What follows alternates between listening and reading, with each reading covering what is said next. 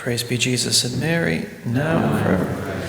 In our last reflection, we began to talk about the fruits or the effects of living out the Franciscan spirituality. The first fruit is interior freedom. St. Paul says in Galatians 5:1, it is for freedom that Christ has set us free. And he says in 2 Corinthians 3:17 that where the Spirit of the Lord is, there is freedom. In Galatians 5:13, St. Paul specifies that we are to use our freedom as an opportunity to serve others, to live as servants of God, as St. Peter says in 1 Peter 2, verse 16. Why? Because in doing so, we imitate the love of Jesus Christ.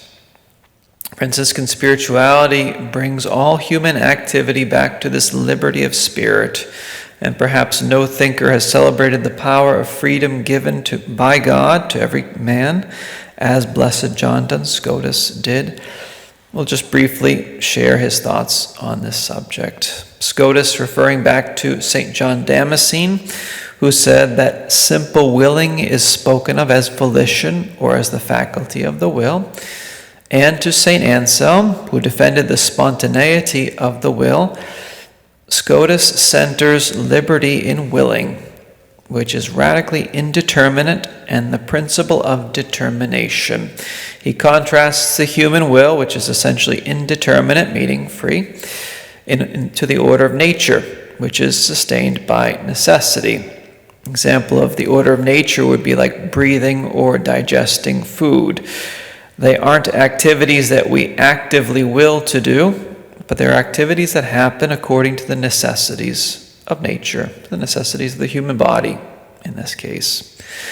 Regarding the will, all the unforeseeable resolutions, Scotus says, have their movement from within, as from a center of determination, which is determined by nothing.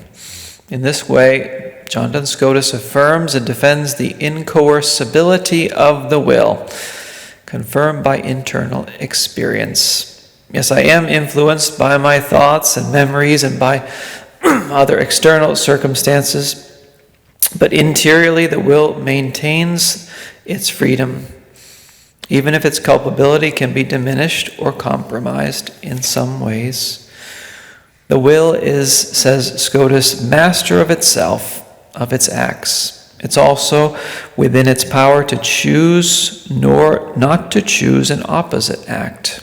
And he adds, nothing is more immediate at the disposition of the will as much as the will itself. And again he says, no act is so much our own act as the volition of the will. So that conclusion had already been formulated by St. Augustine and St. Anselm. St. Augustine said, nothing is in our power as much as the will is. It is an instrument that moves us as its instruments, said St. Anselm. The will gives to man the consciousness of being arbiter of himself, of being the molder of his own destiny. We could say, I always have a choice, and life is a series of choices, whether they be good or bad.